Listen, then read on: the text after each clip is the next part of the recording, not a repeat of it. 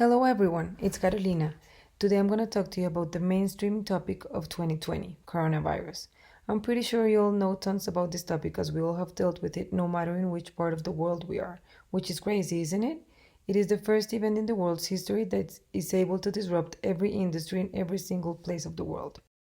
This reflects the level of globalization in the economy and the interdependence of supply chains.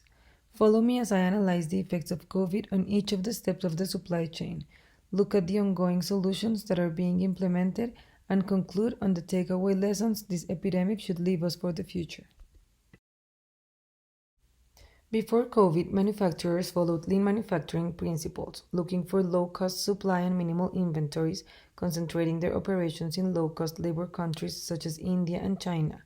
They relied on few suppliers also geographically concentrated, ignored their tier 2 and 3 suppliers, and weren't building much resilience nor flexibility.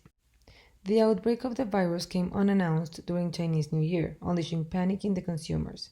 This generated a skyrocketing peak on demand of groceries and medical equipment, which manufacturers couldn't supply as factories were closed due to the holidays and further lockdowns. With the world's factory halted, the global supply chain began to collapse. To make it even worse, the panic was not only affecting consumers. Purchasers from companies who had no tools to deal with such crises, no technology or due processes implemented for times like this, and impulsed by the fear of running out of products, started over-ordering, triggering the bullwhip effect. Let's closely observe the two main categories of basic needs within a crisis in the face of sourcing: food and healthcare supplies. China is the world's largest producer of active pharmaceutical ingredients. With the production being shut down, the world's industry was held back. As the virus spread across every continent, the food supply chain was threatened. In Argentina and Brazil, the two main producers of staple crops, the arrival of the virus coincided with the main harvest season, generating labor shortages and logistical challenges that impeded them from sourcing the world with these perishables. Similar supply chain disruptions were being faced by most of the industries, with the travel bans and restrictions, lockdowns, and lack of raw materials being the main causes of disruptions in the sourcing.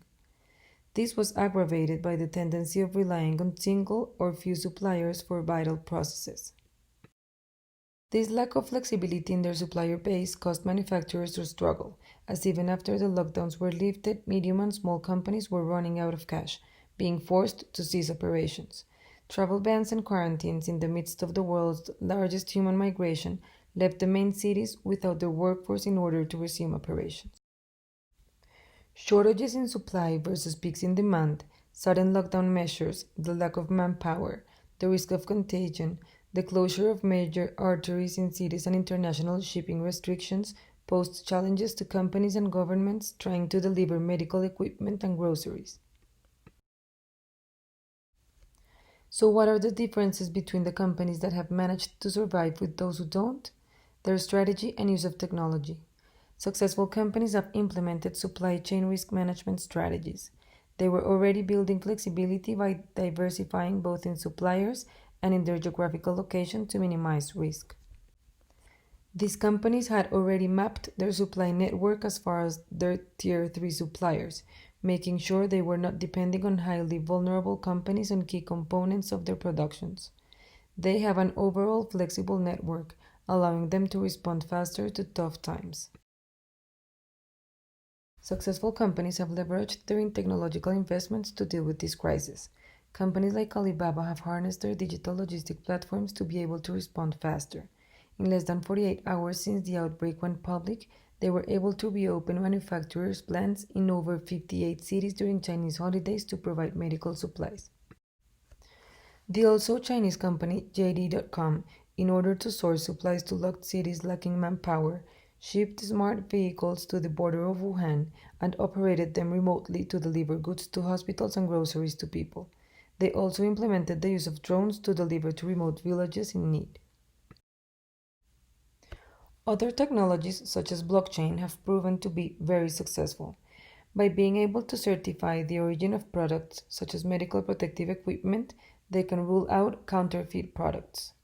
In Italy, it has been used to combat the spread of fake news during the coronavirus.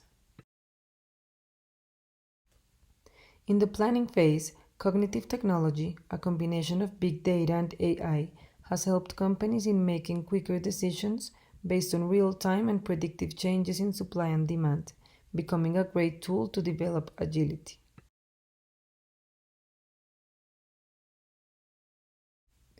In other regions, tech startups have provided important solutions. In Africa, startups such as Nigerian Kobo 360 have enhanced more efficient and transparent logistic processes. Something similar is doing cargo in Indonesia. The burst of COVID-19 has exposed the weaknesses of complex global supply chains that rely heavily in a limited geographical area, in a minimum number of suppliers, in a higher risk environment. This event will most likely transform the way supply chains are conceived within the companies. Companies must prioritize their supply chain management, focusing on building redundancy, flexibility, and company culture to generate buffers within its stages, reducing the impact of disruptive events. Investing in new technologies will help them develop better responsiveness, better planning tools, and control systems. This episode must be seen as an opportunity to build stronger, less vulnerable, more flexible, and resilient global supply chains that support each other but that don't rely entirely on one another. This will help consolidate competitive advantages necessary to succeed in today's highly competitive market.